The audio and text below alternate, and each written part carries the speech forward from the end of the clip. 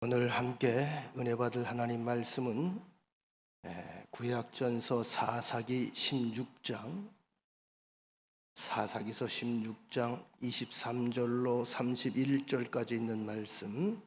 제가 이미 삼손에 관해 설교하겠다고 예고를 했었습니다. 사사기 16장 28절에서 31절. 삼손이 여호와께 부르짖어 이르되 주 여호와여 구하옵나니 나를 생각하옵소서. 하나님이여 구하옵나니 이번만 나를 강하게 하사 나의 두 눈을 뺀 블레셋 사람에게 원수를 단번에 갚게 하옵소서 하고, 삼손이 집을 버틴 두 기둥 가운데 하나는 왼손으로 하나는 오른손으로 껴 의지하고, 삼손이 이르되 블레셋 사람과 함께 죽기를 원하노라 하고 힘을 다하여 몸을 굽히매 그 집이 곧 무너져 그 안에 있는 모든 방백들과 온 백성에게 덮이니, 삼손이 죽을 때에 죽인 자가 살았을 때 죽인 자보다 더욱 많았더라. 그의 형제와 아버지의 온 집이 다 내려가서 그의 시체를 가지고 올라가서 소라와 에스다올 사이 그의 아버지 마누아의 장지에 장사하니라. 삼손이 이스라엘의 사사로 20년 동안 지냈더라. 아멘. 지난주까지 3주에 걸쳐서 어린이 아동부 성경학교가 진행이 되었고요. 아주 은혜 중에 잘 마쳤습니다. 아이들이 너무 좋아했고 또 선생님들도 즐거운 마음으로 아주 활기가 넘쳤었습니다. 우리 교사들 잠깐 일어나시죠. 선생님들, 저 밑에도 아마 예배 드리는 분들이 있을 건데 우리 박수 한번 해주시기 바랍니다.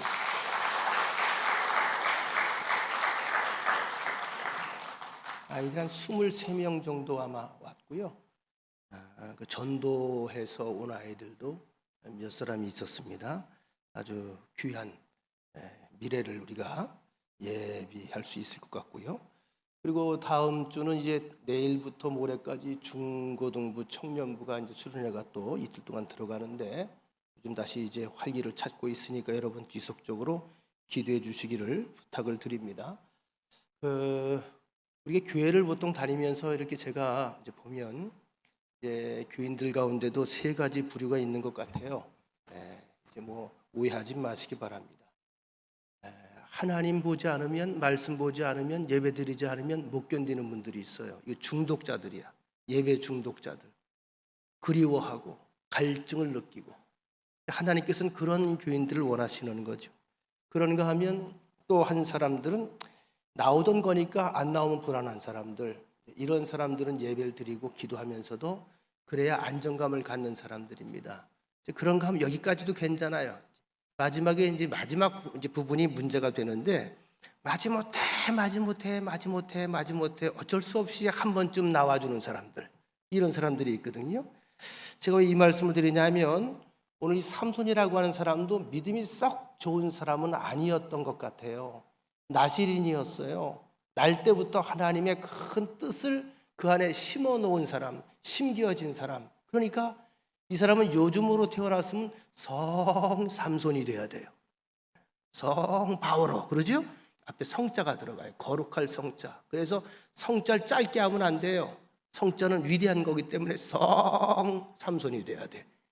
근데 이 성 삼손이 된 사람, 이렇게 태어난 사람인데, 사실은 우리가 보면 뭐 영적 갈증을 가지고 늘 매달리고 기도하고 예비하고 이런 삶을 살지는 못했던 것 같아요. 이것이 이제 우리의 마음속에 아이러니이기도 하고 또는 아픔이기도 하고 안타까움이기도 합니다. 자, 우리 이렇게 한번 따라해 보십시다. 하나님, 거룩한 백성으로 아름답게 살게 하옵소서.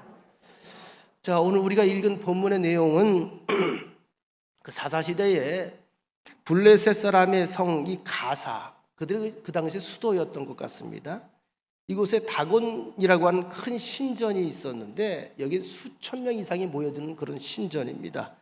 이 신전에서 두 기둥을 의지하고 그 사이에 서 있던, 몸은 묶여 있고 두 눈은 뽑힘을 당해서 저 아주 그냥 비참한 몰골로 그렇게 끌려왔던 삼손이 바로 자신의 지나간 인생에 대해서 후회와 회한이 가득 찬 그런 마지막 찰나의 모습에 절규하는 모습을 우리가 함께 본문을 통해서 확인을 했습니다.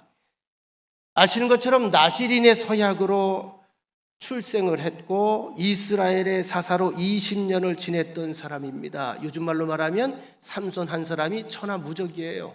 그 당시에 온 이스라엘 지파들이 블레셋이 얼마나 압제가 강하고 학대가 강하고 많은 괴롭힘을 당했던지 가장 강하다고 하는 에브라임 지파도, 그 당시에 가장 강했다고 유다 지파도 아주 블레셋만 보면 벌벌 떠는 그런 지경이었습니다. 그러니까 이런 정도 되니까 블레셋 땅에 얼씬도 못하지요. 될 수 있으면 멀리 가려고 하죠. 근데 그 시대에 유일하게 이 땅을 겁도 없이 날마다 혼자 마치 내 앞마당처럼 활보하던 사람, 20년을 활보했어요. 이게 이제 삼손이라고 하는 사람입니다. 그러면 바로 이 사람이 이렇게 할 수 있었던 그 배경엔 어떤 것이 있었느냐? 하나님의 영이 있었죠. 다시 말하면 그의 백그라운드가 하나님이었다는 겁니다. 하나님이 그를 선택하셨고 그를 쓰셨고 그에게 필요한 힘을 주셨기 때문에 그를 해할 자가 없었어요. 대적할 자가 없었어요. 이스라엘 전체를 자기들 손에 주물르면서도 삼손 한 사람을 어찌볼 수 없는 블레셋의 입장을 보면 참 블레셋도 딱하다. 우리가 깨달을 수 있는 게 있죠. 하나님을 막을 세상이 없습니다. 하나님을 가로막을 세력이 없습니다. 하나님을 힘을 가로막을 그런 능력이 세상에는 없습니다. 그런데 이런 엄청난 힘과 특권을 가지고 오히려 그런 인생 낭비의 표본이라고 불릴 만큼 허랑방탕한 세월로 그의 인생의 황금기를 다 날려버린 사람입니다. 인생의 황금기. 따라합시다. 저에게 인생의 황금기는 오늘부터입니다. 황금기의 황금기. 이 황금기를 날리지 마세요. 황금기를 날리면 나중에 꼭 후회합니다. 오늘 본문에 나타난 삼손의 저 유명한 최후의 절규. 이번만, 하나님 이번만, 지금 이번만 나로 강하게 하사. 이번만, 하나님 한 번만 기회를 주세요. 이번만 한 번만 봐주세요. 이번만 어떻게 해주세요. 지금 이 순간만이라도. 이게 마지막 그의 절규. 그리고 가장 간절했던 기도입니다. 하나님을 향한 간절한 기도. 그 이전에 그의 기도가 한 번쯤 더 나옵니다만 그 기도는 목이 말라서 했던 기도고요. 이 기도는 정말 사명자로서의 회환, 택함받은 자로서의 후회, 온전히 살지 못했던 것, 그 막강한 힘과 역량과 능력을 가지고 황금기를 제대로 관리하지 못했던 모든 것들에 대한 후회, 이 후회를 한 몸에 끌어안고 회개하는 마음으로 하나님 앞에 회개하는 마음으로 외치는 절규의 기도였습니다. 여러분, 사람은 누구나 다 실수할 수 있지요. 실패할 수 있지요. 여러분, 완벽한 사람은 없습니다. 완벽한 사람을 기대하지도 마세요. 기대하는 것 자체가 교만이에요. 그런데 사람은 여러분 때로는 보면요, 어떻게 해요? 강할 때 매력이 있어요. 때로는 연약할 때 매력이 있어요. 강함에 대한 매력도 있지만 연약함의 매력도 있습니다. 제가 가끔 우스갯소리로 그 얘기를 하죠. 교회에서 여성들이 이제 아가씨와 청년이 만났는데 청년이 믿음이 좋은 아가씨가 하나 보여서 야, 저 아가씨랑 결혼하면 참 내가 하나님 잘 믿고 믿음 안에서 신실하게 살겠다 결심이 돼서 프로포즈를 하는 거예요. 아가씨한테. 자매님, 저를 어떻게 생각하십니까? 쳐다보더니 자매가 지그시 웃어요. 이 총각이 청년이 바라는 대답이 있겠죠. 굉장히 좋은 신실한 분인 것 같습니다. 뭐 이렇게 긍정적인 대답을 바라는데 거기에 더 한층 떠서 이 여성이 이렇게 대답을 했다고 생각해 봅시다. 왜요? 제가 마음에 드세요? 한 걸음 물러나겠죠? 청년이. 네, 마음에 들어서 프로포즈를 좀 하려고요. 할렐루야, 응답이로다. 어떻게 가까이 가겠어? 나가 자빠지겠어? 그죠? 좀 당혹스럽지 않겠어요? 부끄러워하고 좀 요즘엔 뭐 그러지도 않았겠습니다. 좀 부끄러워하기도 하고 얼굴이 빨개지기도 하면서 무슨 말씀 하시려고요? 그래야지. 그죠? 때로는 이렇게 사람이 연약할 때 매력이 있어요. 근데 여러분, 왜 제가 이 말씀을 드리냐 하면, 하나님께서 사람을 지으실 때에 정말로 강인한 철로 만드셨습니까? 부서지지 않는 황금으로 만들었습니까? 보석으로 만들었습니까? 아니잖아요. 성경에 많은 곳에서 묘사가 되고 있잖아요. 깨지기 쉬운 질그릇 같은 존재다. 그러니까 하나님이 우리의 연약함을 알아 몰라? 알아요. 우리의 연약함을 알기 때문에 지금도 하나님께서 마음을 놓으시지 못하고 자꾸 우리를 살피시는 거예요. 그리고 조금 깨져서 넘어지면 안타까워하시는 거예요. 연약한 걸 알기 때문에. 그래서 우리가 연약함을 알기 때문에 하나님께서 우리가 조금만 하나님 앞에 믿음으로 나아가고 믿음으로 고백하고 믿음으로 신앙생활하고 믿음으로 하나님 앞에 아뢰면 하나님께서 다시 말하면 우린 100개 안 하는데 하나님의 기쁨은 100이 되는 거예요. 잘했다. 잘 참았다. 오늘 이 삼손이라고 하는 사람을 통해서 우리가 깨달아야 되는 것, 넘어질 수 있습니다.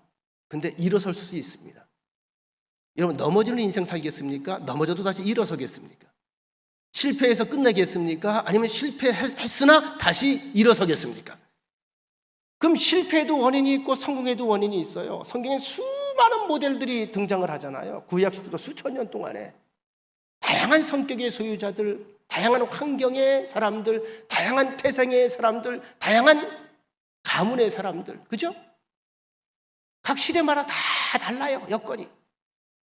왜 이런 사람들을 우리에게 하나님의 역사 속에서 소개를 하고 있을까요? 제가 늘 말씀을 드리죠.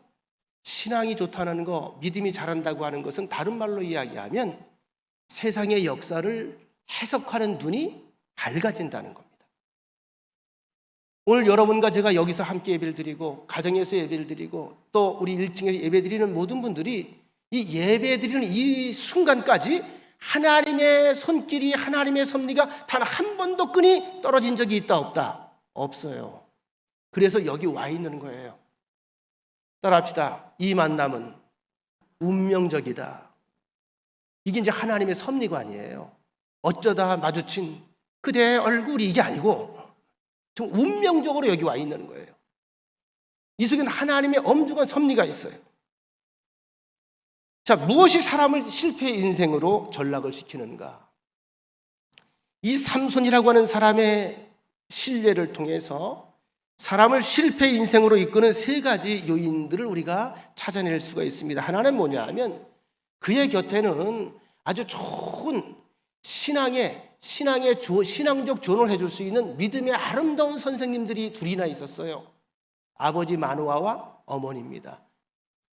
그의 태생 이전에 우리가 모습을 보면 알겠습니다만 특별히 하나님과 굉장히 거룩한 삶을 유지하면서 기도하고 응답받고 하나님의 음성을 친히 들을 수 있는 그런 귀를 가졌던 신실한 그 시대의 드문 가정입니다. 그런데 그 부모의 신앙적인 조언을 무시했다는 것, 이게 문제인 거예요. 여러분, 여기 있는 제가 좀 마음에 안 드는 모습이 있다 할지라도 제가 성경을 풀어서 말씀으로 전해드리는 것 또는 성경 공부를 하면서 말씀으로 전해드리는 것은 그 말씀은 하나님 말씀으로 받으시기를 바랍니다. 전 미워해도 괜찮아요. 근데 그 말씀을 붙잡고 살면 살아요. 내가 살리진 못하는데 그 말씀이 나를 살려요. 삼손이 그의 인생을 엉망진창으로 만들기 시작한 첫 걸음이 뭐냐 하면 부모의 신앙적 조언을 무시했다는 겁니다. 다시 말하면 아버지 왜 잔소리 하세요? 저도 이제 배울 만큼 배웠어요. 알 만큼 알아요. 저도 장성한 성인이에요. 아시죠? 이러니까 그 다음부터 부모가 말할 수 있어 없어? 없어요. 사사기서 14장 1절 3절에 보면 삼손이 딥나에 내려가서 거기서 블레셋 딸들 중 한 여자를 보고 올라와서 자기 부모에게 말하여 이르되 내가 딥나에서 블레셋 땅이죠. 블레셋 사람의 딸들 중에 한 여자를 보았사오니 한 여인에게 눈이 꽂혔사오니 이제 그를 맞이하여 내 아내를 삼게 하소서. 나 그 여자가 결혼하고 싶습니다. 허락해 주소서. 3절 그의 부모가 그에게 이르되 내 형제들의 딸 중에나 내 백성 중에 어찌 여자가 없어서 네가 할례 받지 아니한 블레셋 사람에게 가서 아내를 취하려고 하느냐? 그거는 불법이다. 범법행위다. 왜 우리 민족끼리 결혼하더라고 하나님께서 말씀하세요. 율법이다, 율법. 넌 특별히 나시린이야. 이 율례를 지켜야 돼. 주변에 보면 얼마든지 좋은 여자들 많다. 신실한 교회 다니는 사람 가운데 신실한 믿음의 동역자들이 참 많이 있다. 좀 여유 있게 찾아보자. 기도하면서 보자. 삼손의 반응입니다. 삼손이 그의 아버지에게 이르되 내가 그 여자를 좋아하오니 나를 위하여 그를 데려오소서 하니. 무슨 얘기죠? 아버지 관두세요. 내 인생은 나의 거예요. 이젠 제가 선택해야죠. 제가 좋아하는데요. 제가 사랑하는데요. 제가 마음에 드는데요. 아버지 제 인생이에요. 그냥 협조하세요. 협조하세요. 제가 이걸 원하니까 협조하세요. 그냥 따라오세요. 삼손의 부모로서는 지금 굉장히 곤란합니다. 펄쩍 뛸 일입니다. 그리고 극구만류를 합니다만 삼손은 나는 꼭 이 여자가 아니면 안 됩니다. 결국은 부모의 충고를 거역하고 자기 고집대로 밀어붙입니다. 근데 성경에 보면 재미있는 표현이 나옵니다. 14장 4절에 보면 이런 상황들을 보고 이 일이 여호와께로부터 나왔다. 아이러니죠? 이 일이 여호와께로부터 나왔다. 삼손이 부모의 말에 불순종하고 거역하고 내가 원하는 여자와 결혼하겠다고 우겨요. 고집을 피워요. 이 모든 일이 여호와께로부터 나왔다. 이걸 해석을 잘해야 됩니다. 마치 하나님께서 삼손의 행위를 그렇게 하도록 유도하셨다는 말이 아니에요. 삼손의 그런 행위를 인정해 주셨다는 말도 결코 아닙니다. 이 말의 의미는 무슨 의미냐 하면 결과적으로 볼 때에 삼손이 지금 분명히 잘못된 선택을 했습니다. 그렇죠?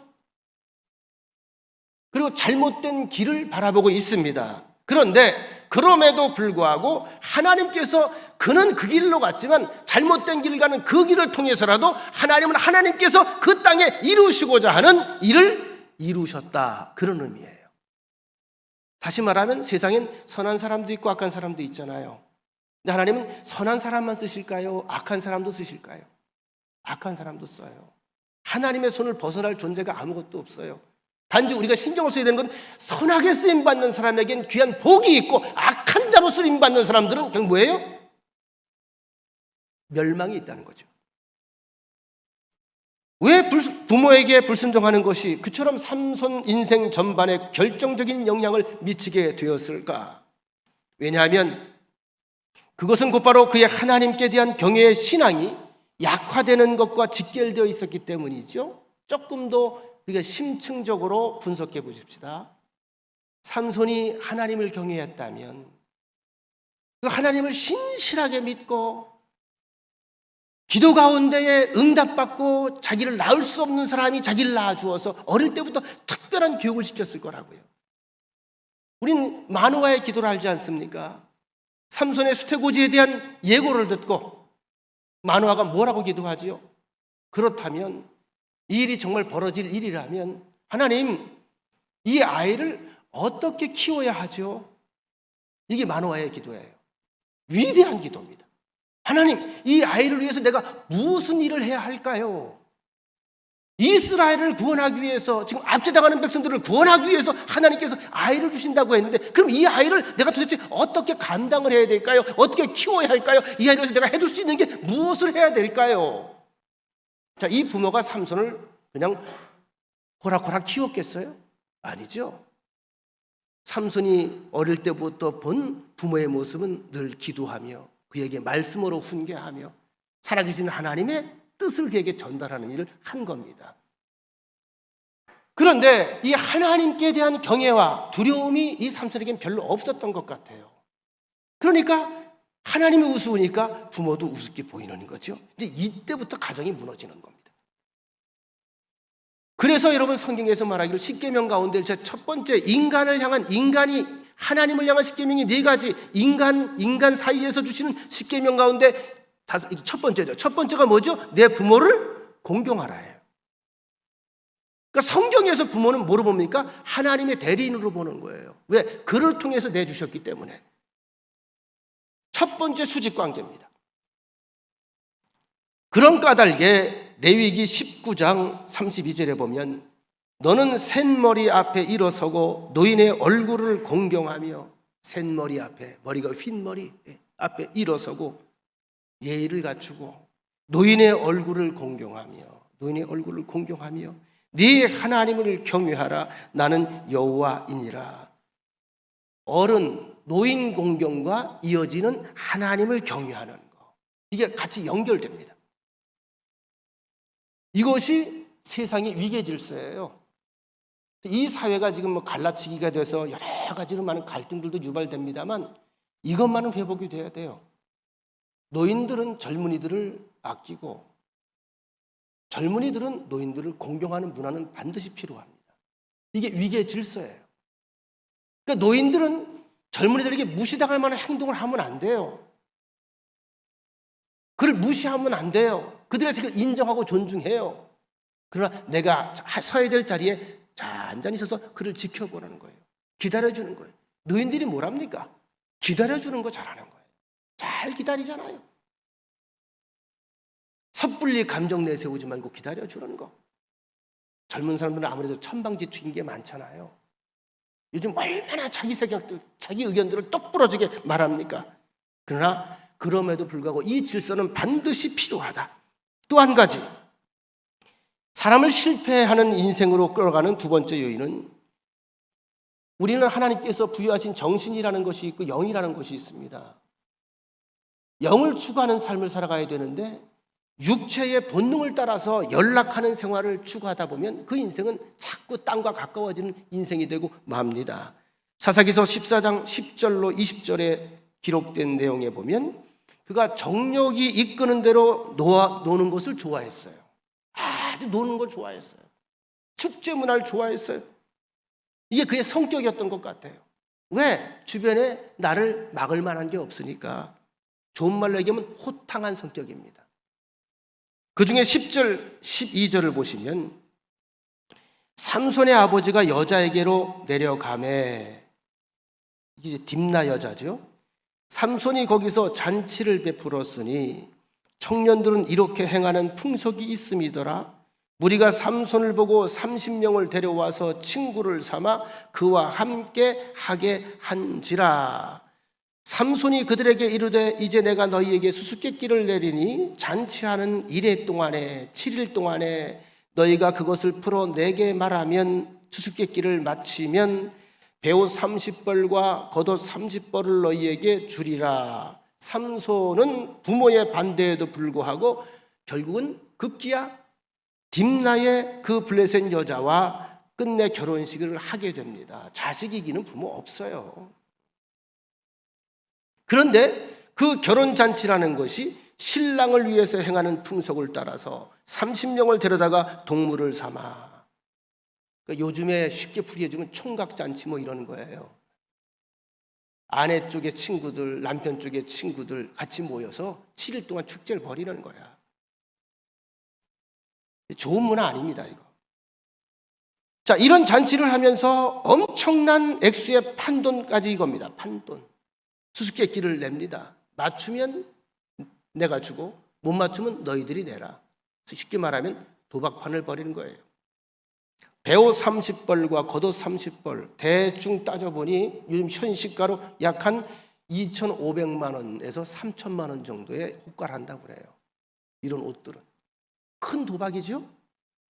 이 정도 도박이 되니까 마지막에 아시는 것처럼 못 맞출 것 같으니까 그 30명의 그 친구들이 이 딥나 여인을 협박을 하잖아요, 나중에는요. 왜요? 돈이 작은 돈 같으면 주고 말죠. 장난삼아 했으면 주고 말죠. 근데 이 돈은 장난삼아 줄 돈이 아니에요. 주의했다고까지 나오는 거예요. 자, 블레셋 사람들하고 7일 동안 거기서 뭐 했겠어요? 그죠? 술을 마시면서 제멋대로 노는 파티에 아주 취해 있었던 겁니다. 그 문화에 7일 동안 그렇게 흥청망청 놀았던 거예요. 잘 아시는 것처럼 그의 첫사랑이었던 딥나 여인과의 관계는 이 내기 때문에 뭔가 일이 꼬여서, 그죠? 배신이 벌어지고 싸움이 벌어지고 불을 지르고 방화를 하고 그리고 그 다음에 딥나 여인의 집을 삼손이 쫓아 들어가서 다 죽여요. 아주 비참하게 끝나요. 그런데 삼손은 후에도 계속 블레셋의 큰 도시들에 놀러 다니면서 여자들과 사귀입니다. 사사기 16장 1절에 보면 삼손이 가사에 가서 거기서 한 기생을 보고 그에게로 들어갔더니, 참 이 사람 보면 사사였어요. 나신인의 성별 서약까지 한 사람입니다. 그런데 블레셋의 대도시를 다 혼자 휘젓고 다니는 거예요. 술집을 찾아 들어가, 다 찾아 들어가. 자, 블레셋 사람들은 이제 이 삼손이 나타나면 총비상이에요. 이번엔 어디냐? 이를 알고 매복을 합니다. 오직 블레셋은 삼손 하나만 제거하면 모든 문제가 사라져요. 그래서 소위 힘께나 쓴다고 하는, 그죠? 정의하던 사람들을 갖다가 그 인근에 매복을 시킵니다. 삼손이 알까 모를까? 알아요. 근데 신경 안 써요. 신경 안 써도 되니까 유유하게 그 기생과 함께 시간을 보내다가 밤중에 일어납니다. 실컷 마시고 취하고, 그리고 잠들었다가 일어나는 거예요. 그리고 자기를 가두려고 블레셋 사람들이 잠가두었던 성 문짝 있지요? 밖에서 잠가버렸거든요. 근데 그걸 통째로 흔들어서 뜯어가지고 어깨에 청 매서 걸어나가니까 그걸 보는 이 사람들이 오금이 저리는 거예요. 야, 저게 사람이야? 저게 괴물이지? 나설 수가 없는 거예요. 헤브론 앞산 꼭대기까지 가볍게 산책하듯이 올라가요. 아무 일 없는 것처럼. 올렘 와, 들어와, 가.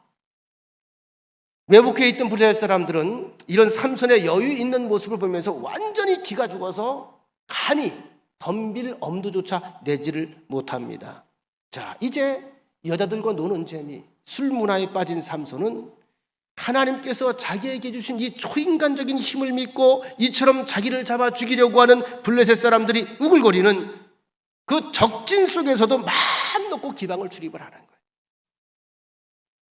이렇게 그의 황금기가 지나가고 있습니다. 디모데후서 3장 4절 5절에 보면 말세에 고통하는 때가 이르러, 말세에 관한 이야기입니다. 고통하는 때가 온다. 말세는 배신하며 조급하며. 여러분, 조급해하는 건요, 마귀가 주는 영이에요. 절대 조급해하지 마세요. 조금 서운하다고 조급해하지 마세요. 좀 섭섭하다고 조급해하지 마세요. 잔잔히 내려갈 때까지 기다리세요. 자만하며 쾌락을 사랑하기를 하나님 사랑하는 것보다 더하며 경건의 모양은 있으나 경건의 능력은 부인하니 이 같은 자들에게서 너는 돌아서라. 이게 말세에 주신, 성도들에게 주신 경고입니다. 사람이 놀기 위해서는 자연히 육체의 정욕에 빠지게 되고 결국은 경건 생활을 부인하는 인생의 실패자가 될 수밖에 없다는 거죠. 여러분, 잘 쉬세요. 그리고 열심히 일하세요. 그런데 잘 쉬고 열심히 일해도 항상 놓지 말아야 될 끈이 있답니다. 뭘까요? 하나님의 섭리, 하나님의 은혜 안에 내가 있다는 사실을 망각해서는 안 됩니다. 삼손, 하나님의 은혜 안에 있다는 걸 잊어버려요. 모든 것이 저절로 온 줄 알았어요. 원래 난 이런 줄 알았어요. 내 인생은 원래 이렇게 화끈한 줄 알았어요. 아니에요. 절대 아니에요. 난 나 혼자로서 내가 혼자 살 수 있는 존재가 아닙니다. 또 사람을 실패하는 인생으로 이끄는 세 번째 결정적 요인은 뭐냐 하면 하나님의 은혜의 줄에서 벗어나는 거예요. 은혜의 틀에서 벗어나는 거예요. 삼손이 그랬습니다. 나신으로 거룩한 서약 가운데 성장하던 삼손은 날이 지남에 따라 그 서약을 통해서 묶여있는 하나님의 은혜의 줄, 은혜의 끈, 은혜의 테두리에서 자꾸 점점 멀어져 갑니다. 사실 그는 일찍부터 나실인의 서약을 하나씩 둘씩 깨뜨리고 있었습니다. 사사기 14장 5절로 9절의 말씀이 그 한 예입니다.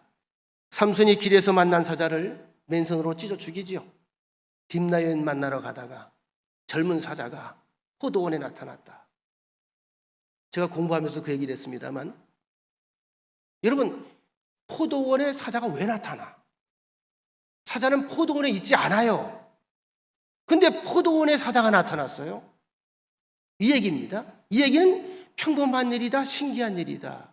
신기하고 기이한 일이에요. 스페셜 이벤트예요. 특별한 사건이에요. 그러면 하나님 믿는 사람들은 우리가 살아가면서 이런 일들을 종종 겪을 때가 있습니다. 전혀 그런 일이 벌어지지 않을 것인데 그런 일이 내 앞에 왔다. 빨리 깨달아야 돼요. 이게 무슨 메시지일까? 이게 하나님께서 나에게 무엇을 말씀하려고 하는 걸까? 무슨 얘기죠? 하나님께서 그 길을 가라는 거예요? 가지 말라는 거예요? 가지 말라고 막으신 거예요. 특별한 것을 계시하신 거란 말이에요. 이 바보 전치 같은 게, 죄송합니다, 돌대가리 같은 게 깨닫지를 못하니까 그저 힘자랑만 하자. 그래, 아싸, 아버지 엄마 앞에서 내 힘 좀 보여야지, 아가리 벌려 이 새끼야! 그래 찢어 죽이잖아. 이 사람은 오직 자기가 보여주기 힘과 시밖에 없는 거예요. 그리고 나서 아시는 것처럼 며칠 뒤에 그 사자의 사체 속에서 꿀벌이 들어가서 꿀을 만들어내죠. 그걸 먹고 나서 그걸 어머니에게 갖다 주고 아버지에게 갖다 줍니다. 얘기하지 않아요. 분명히 말씀드렸습니다. 나스린의 3가지 금기사항이 있어요. 하나는 뭐냐 하면 독주를 먹지 말아라, 취해 있지 말아라. 다시 말하면 날마다 깨어있으라는 얘기입니다. 영적으로 깨어있으라는 첫 번째, 이게 성별입니다. 두 번째는 뭐냐 하면 부정한 것을 가까이 하지 말아라. 부정한 음식 먹지 말아라. 부정한 것 까지 말아라. 부정한 것 중에 하나가 뭡니까? 사체 만지지 말아라. 오직하면 이 일 때문에 여러분들의 제사장들이 예배를 드리러 가다가 사체가 있으면 장례 안 치르고 그냥 가는 거예요. 신약 성경에 누가복음에 나오잖아요. 여리고성 가던 사람이, 그죠? 강도를 만났다. 선한 사마리아 여인의 비교가 그 예가 나오잖아요. 제사장도 지나가고 레위 사람도 지나갔는데 사마리아 사람이, 이방인 취급해서 사마리아 사람이 그 사람을 돌보았다. 그 레위 사람 제사장 왜 지나갔을까요? 예배 드리러, 제사 드리러 가는데 사체를 만지면 안 되니까, 피 묻은 사람 만지면 안 되니까 그냥 갔다는 거예요. 그 정도로 그렇게 지키는 겁니다. 그런데 지금 오늘 본문에 보면 우리가 이미 배운 거지만 삼손이 어떻게 꺼리낌이 있어 없어? 전혀 없어요. 첫 번째 아웃됐습니다. 두 번째 서약도 아웃됐습니다. 그리고 부모에게 알리지 않았죠. 왜? 잔소리 듣기 싫으니까. 얘야, 너는 그거 하지 말라고 하는 건데 또 했느냐? 뻔하니까 얘기하지 않았어요. 자, 이런 가운데에 단 한 가지가 남았죠. 나스린의 서약 마지막 금기사항은 머리에 손을 대지 않는 거예요. 머리카락에. 요거 하나 남겨뒀어. 그냥 요거 하나는. 이걸 이런 서약 때문에 남겨둔 것 같아, 삼손이. 아니면 자기가 키가 크고 멋있으니, 머리가 긴 게 멋있으니까 남겨둔 것 같아. 전 이 생각까지 해본 거예요. 저같이 키가 작은 사람은요, 이 머리를 길러서 꽁지머리를 묶으면요 아주 못나 보여요. 어울리지 않아요. 저 외국의 스티븐 시걸인가? 아, 그 친구 잘 어울려. 이거 영화배우 대스타. 키가 한 1m 한 90은 되는 것 같아. 목도 잘 빠졌어. 근데 여기까지 쫙 매면요, 야, 남자가 봐도 멋있어. 삼손이 아마 그래서 남들이 자기를 보고 자꾸 이걸 보고서 멋있다 그러고 반하니까 아마 이걸 흔들려고 다니려고 이걸 갖다 이러고 다녔던 것 같아. 제 상상이야. 추측이고.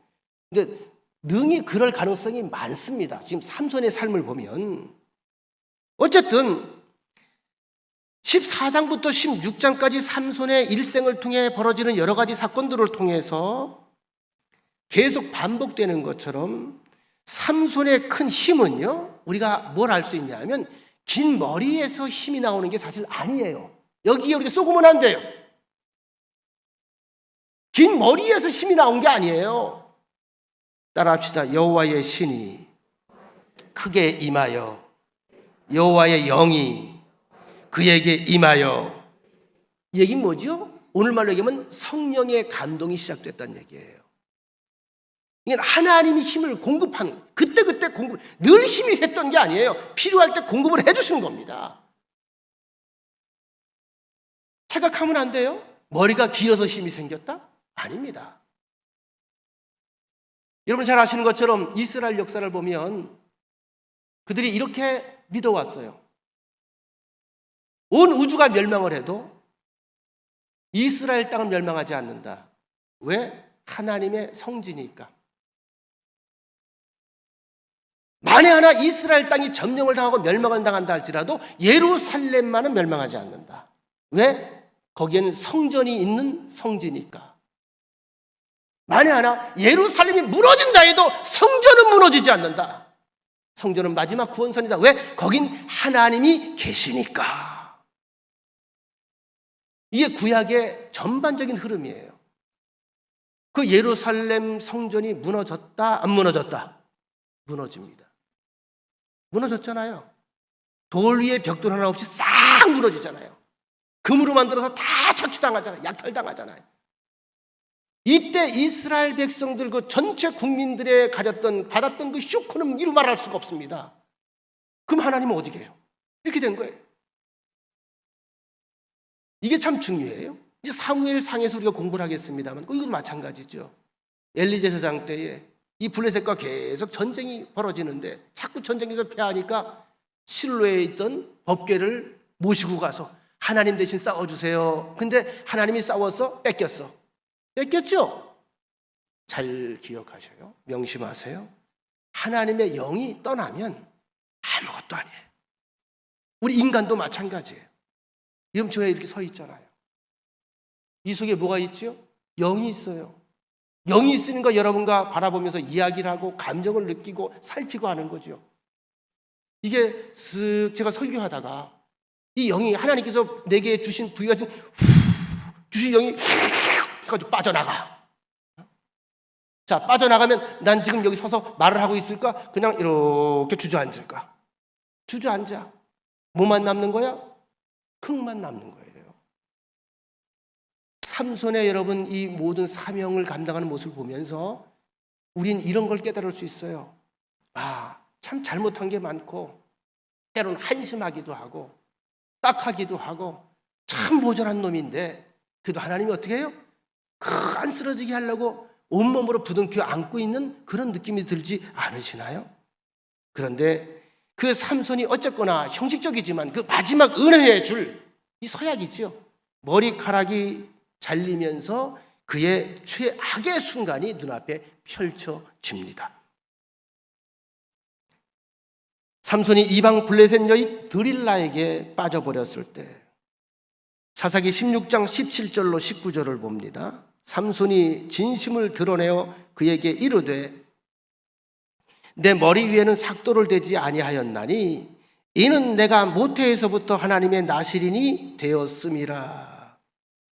신앙 고백이야.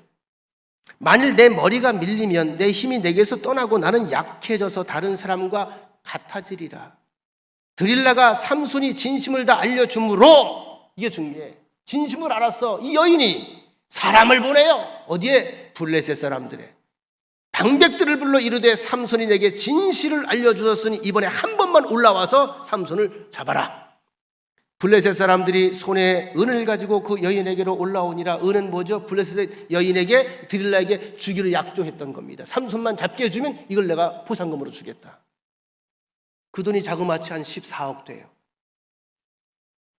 드릴라가 삼손에게 자기 무릎을 베고 자게 하고 잤는데 얼마나 깊이 잠들었는지 몰라. 이게 사람을 불러 잠들게 만들었겠지. 그의 머리털 7가닥을 밀고 괴롭게 하여 본즉 그의 힘이 없어졌더라. 16장 6절에 보면 드릴라가 삼손에게 말하되 청하건대 당신의 큰 힘이 무엇으로 말미암아 생기며 어떻게 하면 능히 당신을 결박하여 굴복하게 할 수 있을는지 내게 말하라. 아주 삼손에게 노골적이고 치명적인 질문을 지금 한 겁니다. 아시는 것처럼 3번이나 삼손이 거짓말로 대답을 해줘요. 근데 실제로 눈을 떠보니까 블레셋 사람들이 자기를 잡으러 와요. 이 정도 되면 정신 차릴 만도 하지 않겠습니까? 그런데 이런 와중에도 본심을 얘기한 걸 보면 이걸 가지고 우리가 뭐라 그런 거예요? 마탱이가 갔다. 아닌가요? 이 정도면 마탱이 간 거죠, 사람이. 분별력이고 판단 아무것도 없는 거죠. 바보가 돼버린 거죠. 바로 그 비밀을 실토해버리는 순간에 삼손은 그래도 지금까지 그가 지켜왔던 마지막 하나님의 은혜의 줄을 스스로 다 단절시켜버리고 만 겁니다. 그래서 그가 저지른 일의 결과를 가리켜 이어지는 16장 20절 하반절 말씀에는 삼손에게서 힘이 빠져버렸다 하는 대신에 이렇게 표현합니다. 여호와께서 이미 자기를 떠나가신 줄 깨닫지 못하였더라. 나를 떠나간 걸 난 몰라요. 엘리제 제사장이 그렇게 비참하게 가잖아요. 날 떠나간 걸 몰라요. 여러분, 하나님 앞에 우리가 각자 연결되어 있는 은혜의 줄들이 있습니다. 은혜의 줄이 없는 사람이 없습니다. 하나부터 100까지 다 하나님의 은혜의 줄 안에서 우리가 먹고 자고 사는 거예요. 그러나 다 할 수 없잖아요. 율법을 다 지킬 수 없잖아요. 완벽하게 거룩하게 하나님의 백성으로 그리고 모든 사명과 모든 의무를 감당하며 살지 못하잖아요. 그러나 여러분, 하나라도 그 끈이 있다면 그 끈을 붙잡고 매달리시기 바랍니다. 주일 성수 놓치지 마세요. 기도하는 거 놓치지 마세요. 그 끈을 자꾸 잡아야 돼요. 이 끈이 굵어져야 돼요. 은혜의 끈이 자꾸 내 눈앞에서 확인되고 굵어져야 돼요. 하나하나 모아져야 돼요. 이 확인하는 것을 하나님이 기뻐하는 거예요. 아, 얘가 이걸 은혜로 알고 있구나. 얘가 이걸 은혜로 알고 있구나. 내가 사랑해 주는 걸 얘가 깨닫고 있구나. 그 줄들을 하나님 확인하고 싶어 하는 거예요. 우리에게 알려주시는 게 예배라든지 11조라든지 감사생활이라든지 절기생활, 이게 다 그 끈을 좀 확인하기를 원하시는 거예요. 왜? 그건 정확하거든요. 정확해요. 이런 경우도 있죠. 때로는 귀찮기도 하고 바쁜데 내가 교회에 이러이러한 일에 묶여 있어서 어쩔 수 없이 하는 사람들이 있잖아요. 감사하세요. 그게 나를 누르는 게 아니라 그게 결국 나를 날게 하는 거예요. 감사함으로 하시기 바랍니다. 자, 그러면 이제 결론적으로 좀 말을 바꿔서 지금 실패하는 삼손의 인생을 우리가 살펴봤다면 우리가 실패했던 사람이 어떻게 다시 성공의 자리로 돌아설 수 있을까? 삼손이 바로 이 인생의 진리를 그가 죽기 전에 마지막 순간에 가서야 뼈저리게 깨닫게 되지요. 16장 28절 유명한 말씀입니다. 삼손이 여호와께 부르짖어 이르되 주 여호와여 구하옵나니 나를 생각하옵소서. 주 여호와여 구하옵나니, 간구하옵나니, 기도하는 거예요. 하나님께 구하는 기도, 구하는 게 기도야. 하나님 구하옵나니, 따라합시다. 이번만 나를 강하게 하사, 이번만 나를 강하게 하사, 이제라도 나를 건져주시사. 이게 여러분과 저의 기도가 되기를 원합니다. 이번만 나를, 지금이라도, 이제라도, 지금 이 순간이라도 양눈을 다 뽑힌 채 처참한 몰골로 놋줄에 손발이 묶여 자그만 소년에게 끌려다니면서 블레셋 군중들 앞에서 재주를 부리는 웃음거리로 전락을 했던 삼손. 다곤 신전에 드디어 끌려왔습니다. 다들 궁금해해요. 그 괴력의 사나이 삼손이가 붙잡혀왔다며, 힘을 못 쓴다며, 웃긴다며, 노래하라면 노래하고 춤추라면 춤추고 완전 곰이 재주 부린다며. 야, 뭐 좀 이 축제일이니까 그거 한번 보자. 그래서 삼손을 불러온 거예요. 많은 사람들의 조롱소리가 귀에 들렸겠죠. 많은 사람들의 웃음소리가, 비웃음소리가 귀에 청청하게 들리지 않았겠습니까? 예전 같으면 어림도 없었을 텐데 볼 수 없잖아요. 지나간 자기 인생의 장면들이 주마등처럼 막 지나가는 겁니다. 내가 그때 이렇게 했어야 했는데, 내가 그렇게 이렇게 했어야 했는데, 아, 그때 내가 이렇게 하면 안 됐는데. 어떻게 해요? 이미 지나가 버린 건데. 지금 난 이렇게 하고 있는데, 현실은 지금 이런 건데 후회 안 들어 어떡하겠어요? 정말 미안하기도 하고 바보 같기도 하고 후회스럽기도 하고. 근데 유일한 그는 통로를 찾았습니다. 하나님이죠. 하나님. 마지막 기도를 합니다. 하나님 구하옵나니 이번 한 번만 내게 힘을 주옵소서. 하나님, 내 인생이 이렇게 끝나서는 안 되겠습니다. 블레셋을 무찌르기 위한 사명을 입고 사사가 되었던 내가 이 모양 이 꼴로 인생을 마감해서야 되겠습니까? 하나님 죄송합니다. 부끄럽습니다. 잘못했습니다. 제가 정말 하나님 앞에서 못난 인생을 살았지만 이 마지막 순간만이라도, 지금 이 순간만이라도 이전처럼 나를 성령으로 강하게 해주셔서 이스라엘의 원수인 블레셋 사람들을 죽이고 나도 함께하게 하옵소서. 죽어도 여한이 없습니다. 하나님, 죽어도 여한이 없습니다. 한 번만 기회를 주세요. 처음이자 마지막 기도예요. 이것이 삼손의 처음이자 마지막 기도. 20년 인생 가운데, 사사로서의 인생 가운데 놀라운 것은 하나님의 응답입니다. 놀라운 것은 하나님의 응답입니다. 정말 놀라운 것은 하나님의 응답입니다. 하나님이 이 기도에 응답하셨잖아요. 여러분이 하나님 같으면 응답하겠어요? 당해봐라 하겠어요? 응답하셨어요. 잠시 우리가 좀 간과했던 것이 있는데 그 사이에 이런 말씀이 있죠. 삼손이 옥에 갇혀서 맷돌을 돌리는 가운데 시간이 지나가면서 머리카락이 다시 자라기 시작했더라. 그 시간들이 삼손에게는 영적으로 이탈했던, 잘못됐던 모든 것으로부터 제자리로 영적으로 돌아오는 시간입니다. 후회 가운데, 회심 가운데. 여러분, 성경의 다른 대사들도 그렇지만 삼손 역시 아무 흠이 없고 완전 무결한 인생을 산 사람이 결코 아니죠.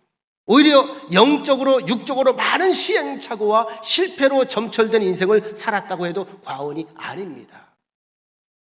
그리고 성경은 선지자나 사도들의 그런 실족과 범죄를 일부러 감추거나 포장하지 않습니다. 왜냐하면 하나님께서는 당신께서 쓰시고자 하는 인물은 반드시 어떻게 해요? 흠이 있지만 흠이 있음에도 불구하고 회복시키셔서 끝내는 하나님의 일을 하게 하시는 분이기 때문에 그래요. 여기에 바로 우리의 희망이 있는 겁니다. 부족해도 나를 쓰시겠다는 거 어떻게 고쳐서 다듬어서.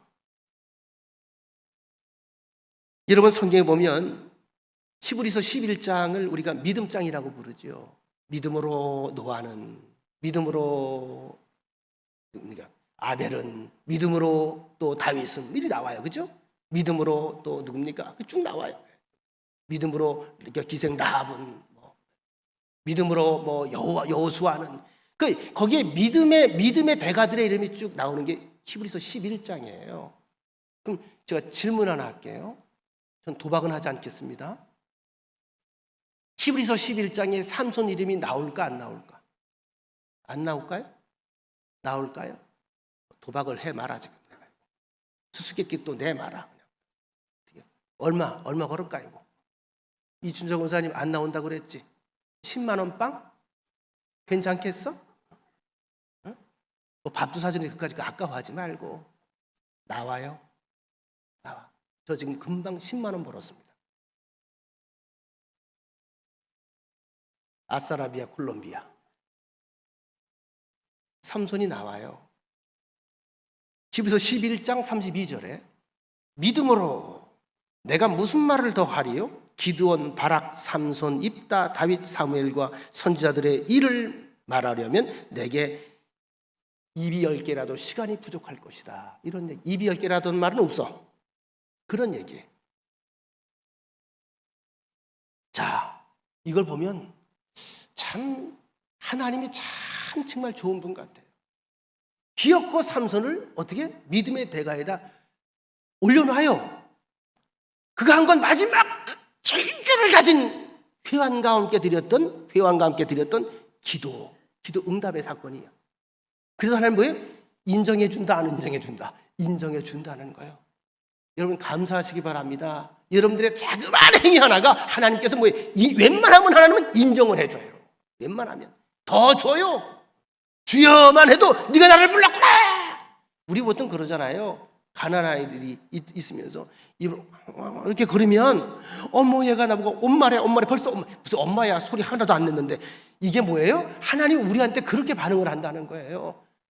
자그맣게 하나님 앞에 이렇게 하는데 네가 아버지라고 불렀구나. 이렇게 쫓아와. 우리가 얼마나 감사하고 고맙습니까? 성도 여러분, 요한계시록 14장 13절에 보면 내가 또 들으니 하늘에서 음성이 나서 이르되 거룩하라. 따라합시다. 지금 이후로